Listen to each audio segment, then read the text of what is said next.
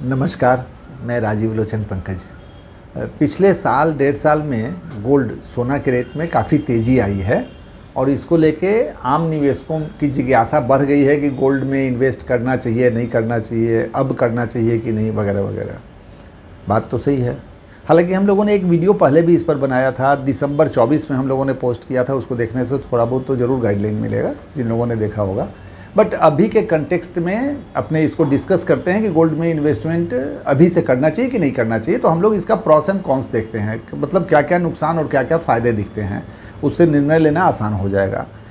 तो पहले देखते हैं क्या क्या खूबियाँ हैं गोल्ड के इन्वेस्टमेंट की। पहली बात तो कि इसको अपने लोग सेफ हेवन बोलते हैं। मतलब क्या कि जो इन्वेस्टमेंट में डिफरेंट एसेट क्लासेस हैं उनकी तुलना में ये सबसे सुरक्षित इन्वेस्टमेंट माना जाता है।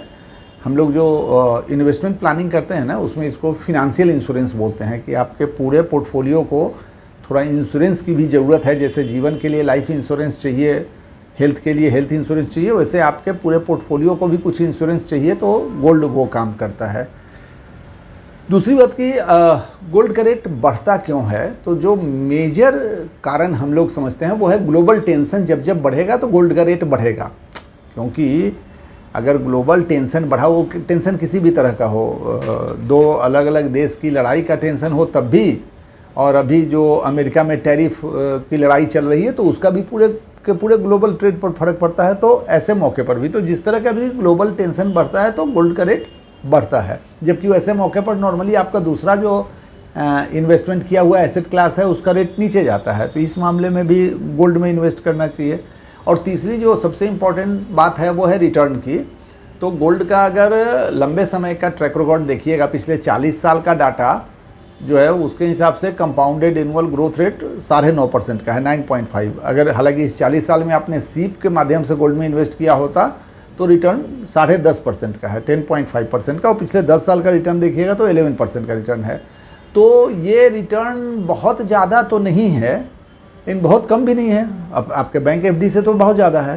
तो कुल मिला के ये 2-3 पॉइंट्स हैं, 4 पॉइंट्स जो गोल्ड में इन्वेस्टमेंट के फेवर में हैं। खिलाफ में इनके क्या क्या पॉइंट्स है उसको उस पर भी एक नज़र डालते हैं।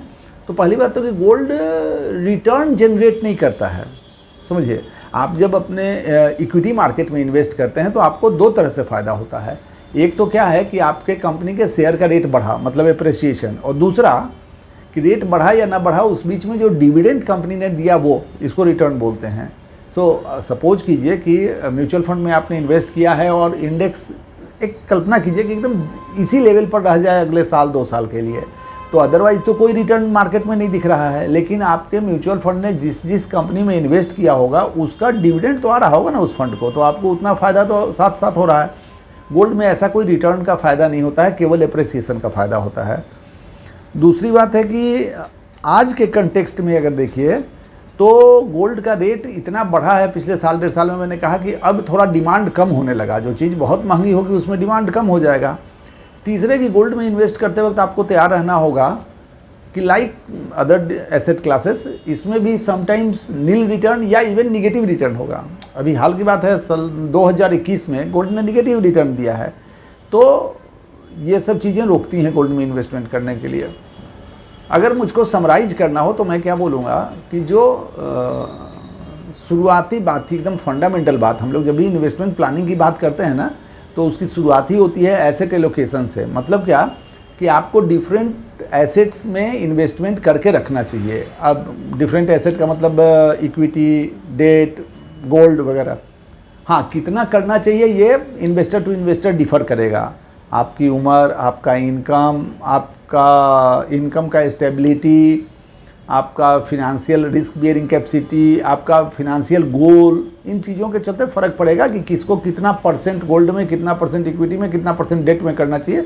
लेकिन गोल्ड में भी इन्वेस्टमेंट किया ही जाना चाहिए। मोटे तौर पर अगर कोई पर्टिकुलर केस मेरे सामने नहीं हो तो मोटा मोटी 5 से 10% टोटल इन्वेस्टमेंट का गोल्ड में इन्वेस्ट होना चाहिए। 5 से 10% के बीच में, मैन टू मैन वेरी करेगा।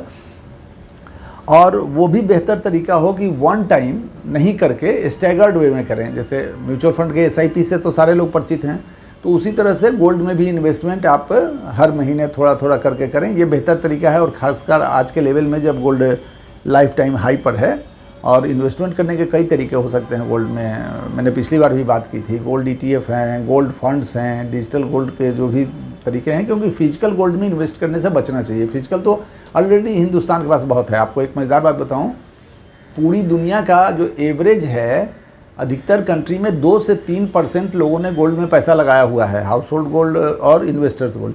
अपने देश में लगभग 22-23% तो घरेलू और निवेशकों का सोना में इन्वेस्टमेंट है। तो फिजिकल गोल्ड से बचिए, गोल्ड में थोड़ा बहुत इन्वेस्ट जरूर कीजिए और उसको म्यूचुअल फंड SIP की तरह ही स्टैगर्ड वे में कीजिए। Okay, thank you.